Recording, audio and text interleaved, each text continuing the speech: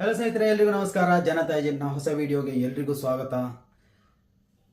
2 ದಿವಸಗಳಾಯಿತು ಸೌಜನ್ಯ ವಿಚಾರದಲ್ಲಿ ಯಾವುದೇ ಅಪ್ಡೇಟ್ ಅನ್ನು ನೀಡಿರಲಿಲ್ಲ. ಯಾಕಂತಂದ್ರೆ ಹೊಸ ಒಂದು ಅಪ್ಡೇಟ್ ಸಿಗ್ತಾ ಇತ್ತು. ಆ ಒಂದು ವಿಚಾರದಲ್ಲಿ ಕನ್ಫರ್ಮೇಷನ್ ಪಡೆದುಕೊಳ್ಳೋಕೆ ಯಾವುದೇ ಒಂದು ವಿಡಿಯೋನ ಮಾಡಿರಲಿಲ್ಲ. ನಿನ್ನೆಯ ದಿನ ಆ ಒಂದು ವಿಚಾರ ಸಂಪೂರ್ಣವಾಗಿ ಕೈಗೆ ಸಿಕ್ಕಿದೆ. ಸೊ ಆದ್ರಿಂದ ಆ ಒಂದು ವಿಚಾರವನ್ನ ನಿಮ್ಮ ಜೊತೆ ಹಂಚಿಕೊಳ್ಳೋಕೆ ಇಷ್ಟಪಡ್ತಾ ಇದ್ದೇನೆ. ದಯವಿಟ್ಟು ಈ ಒಂದು ವಿಡಿಯೋವನ್ನ ಪೂರ್ಣವಾಗಿ ನೋಡಿ. ಮಾತ್ರವಲ್ಲ, ನಿಮ್ಮ ಅಭಿಪ್ರಾಯಗಳನ್ನು ತಪ್ಪದೆ ಕಮೆಂಟ್ ಮಾಡಿ. ಮಾತ್ರವಲ್ಲ, ಈ ಒಂದು ಮಾಹಿತಿಯನ್ನ ಇನ್ನಷ್ಟು ಜನರಿಗೆ ಶೇರ್ ಮಾಡುವಂತಹ ಒಂದು ಕೆಲಸವನ್ನ ನಮ್ಮ ವೀಕ್ಷಕರಾದ ನೀವೇ ಮಾಡಬೇಕು. ಸೊ ಏನಪ್ಪ ವಿಚಾರ ಅಂದ್ರೆ, ಸೌಜನ್ಯ ಹೋರಾಟಗಳು ನಡೀತಾ ಇದೆ. ಆ ಒಂದು ಹೋರಾಟದ ಬೆನ್ನಲ್ಲೇ ಕೆಲವೊಂದು ಹೋರಾಟಗಾರರಿಗೆ ಅಥವಾ ಸೋಷಿಯಲ್ ಮೀಡಿಯಾದಲ್ಲಿ ಯಾರೆಲ್ಲ ಹೋರಾಟ ನಡೆಸ್ತಾ ಇದ್ದಾರೆ ಅವರಿಗೆ ನೋಟಿಸ್ ಮೇಲೆ ನೋಟಿಸ್ ಕೊಡ್ತಾನೆ ಇದ್ರು.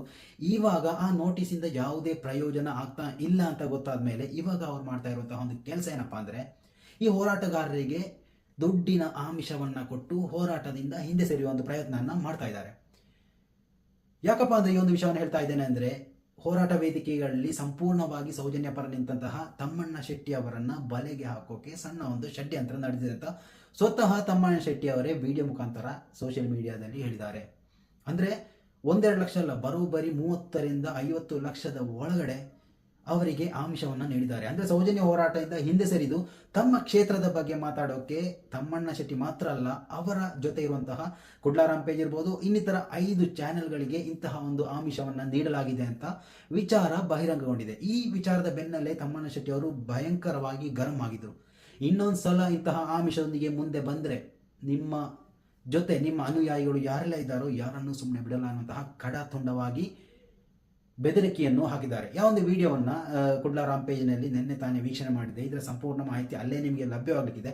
ಏನೇ ಇರಲಿ, ವಿಷಯಕ್ಕೆ ಬರೋಣ. ಯಾಕಂತಂದ್ರೆ ಈ ಒಂದು ವಿಚಾರವಾಗಿ ಹಲವಾರು ವಿಡಿಯೋಗಳನ್ನು ಮಾಡಿದೆ. ನಿಶ್ಚಲ್ ಜೈನ್ ಮತ್ತು ಈ ಒಂದು ಸೌಜನ್ಯ ಪ್ರಕರಣಕ್ಕೆ ಸಂಬಂಧ ಇದೆ ಅಂತ ಒತ್ತಿ ಹೇಳುವಂತಹ ಕೆಲವೊಂದು ವಿಡಿಯೋಗಳಿಗೆ 4-5 ಬಾರಿ ನೋಟಿಸ್ಗಳು ಬರ್ತಾನೆ ಇತ್ತು. ಇವಾಗಲೂ ಬರ್ತಾನೆ ಇದೆ. ಯಾಕಂತಂದ್ರೆ ಈ ನಿಶ್ಚಲ್ ಜೈನ್ ಅನ್ನುವಂತಹ ಹೆಸರನ್ನು ಎಲ್ಲಿ ಉಪಯೋಗ ಮಾಡ್ತೀವೋ ಅಲ್ಲಿ ಅವರು ನೋಟಿಸನ್ನು ಕಳಿಸ್ತಾರೆ. ಸೊ ಅವರಿಗೆ ಈ ಒಂದು ವಿಚಾರದ ಕುರಿತಾಗಿ ಭಯ ಇವರನ್ನ ಕಾಡ್ತಾನಿತ್ತು. ಯಾವತ್ತಿಗೂ ಇವರನ್ನ ಕಾಡ್ತಾನೂ ಇದೆ. ಸೊ ಈ ಒಂದು ವಿಚಾರವನ್ನ ಹೇಗೆ ಮುಚ್ಚಾಕಬೇಕು ಅನ್ನುವಂತಹ ಎಲ್ಲಾ ಶತಾಯುತ ಪ್ರಯತ್ನಗಳನ್ನ ಇವರು ಮಾಡ್ತಾನೆ ಬರ್ತಾ ಇದ್ದಾರೆ.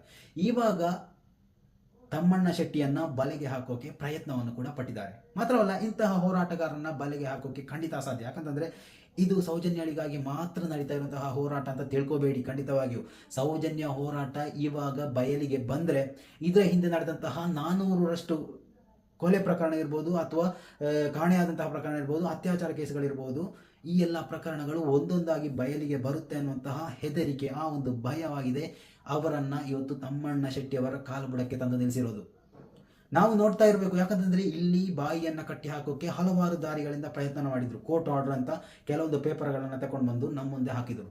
ಯಾರು ಇದಕ್ಕೆ ಸೊಪ್ಪು ಹಾಕಲ್ಲ ಅಂತ ಗೊತ್ತಾದಾಗ ಈ ಚಾನೆಲ್ಗಳನ್ನೇ ಹಿಡಿಯುವಂತಹ ಪ್ರಯತ್ನವನ್ನು ಕೂಡ ಇವರು ಇವಾಗ ಮಾಡ್ತಾ ಇದ್ದಾರೆ.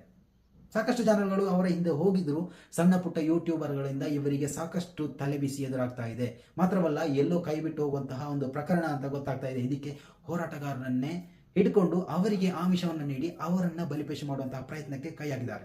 ಆದರೆ ಸೌಜನ್ಯ ಹೋರಾಟಗಾರರು ಒಂದಂತೂ ಸತ್ಯ, ಯಾವುದೇ ಪ್ರಕರಣದಲ್ಲಿ ಯಾರೇ ಎಷ್ಟೇ ತಗ್ಗಿ ಬಗ್ಗಿ ನಡೆದ್ರು ಸೌಜನ್ಯ ಹೋರಾಟಗಾರರು ಖಂಡಿತವಾಗಿ ಅವರಿಗೆ ಸೊಪ್ಪು ಹಾಕಲ್ಲ ಎನ್ನುವುದೇ ನಮ್ಮ ಭರವಸೆ. ಏನೇ ಇರಲಿ, ನಿಮ್ಮ ಅಭಿಪ್ರಾಯಗಳನ್ನು ಈ ಒಂದು ಮಾಹಿತಿಯ ಕುರಿತಂತಹ ನಿಮ್ಮ ಅಭಿಪ್ರಾಯಗಳನ್ನು ತಪ್ಪದೆ ಕಮೆಂಟ್ ಮಾಡೋಕ್ಕೆ ಮರಿಬೇಡಿ. ಮಾತ್ರವಲ್ಲ, ಸೌಜನ್ಯ ಹೋರಾಟದಲ್ಲಿ ಇನ್ನೂ ಕೆಚ್ಚದಿಂದ ಹೋರಾಡಿ. ಮಾತ್ರವಲ್ಲ, ಮುಂದಿನ ದಿನಗಳಲ್ಲಿ ಖಂಡಿತವಾಗಿ ಈ ಒಂದು ಹೋರಾಟವು ಬಯಲಿಗೆ ಬಂದೇ ಬರುತ್ತೆ. ಅಪರಾಧಿಗಳು ಶಿಕ್ಷೆಗಳು ಪಟ್ಟೇ ಬರ್ತಾರೆ. ಏನೇ ಇರಲಿ, ಈ ಒಂದು ಪ್ರಕರಣಕ್ಕೆ ಸಂಬಂಧಪಟ್ಟಂತೆ ಇದು ಒಂದು ಬಹುಮುಖ್ಯವಾದಂತಹ ಅಪ್ಡೇಟ್ ಅಂತಂದೇ ಹೇಳ್ಬೋದು. ಮುಂದಿನ ದಿನಗಳಲ್ಲಿ ಯಾವ ರೀತಿಯಲ್ಲಿ ಕೇಸ್ ಮುಂದೆ ಹೋಗುತ್ತೆ ಅನ್ನೋ ಭಯ ಕಾಡ್ತಾ ಇರೋ ಆ ಒಂದು ವಿರೋಧಿ ಪಾಳೆ ಏನಿದೆ, ಮುಂದಿನ ದಿನಗಳಲ್ಲಿ ಶರಣಾಗುವಂತಹ ಎಲ್ಲ ಒಂದು ಏನು ನಾವೇನು ಆಸೆ ಪಡ್ತಾ ಇದ್ವಿ ಪ್ರಕರಣ ಇತ್ಯರ್ಥವಾಗಬೇಕು ಅಂತ, ಅದಕ್ಕೆಲ್ಲ ಒಂದು ದಾರಿ ಇಲ್ಲಿ ಕಾಣ್ತಾ ಇದೆ. ಏನೇ ಇಲ್ಲಿ ಮುಂದಿನ ದಿನಗಳಲ್ಲಿ ಮತ್ತೆ ಉತ್ತಮವಾದಂತಹ ಮಾಹಿತಿಯೊಂದಿಗೆ ಮತ್ತೆ ಭೇಟಿಯಾಗೋಣ. ಅಲ್ಲಿವರೆಗೂ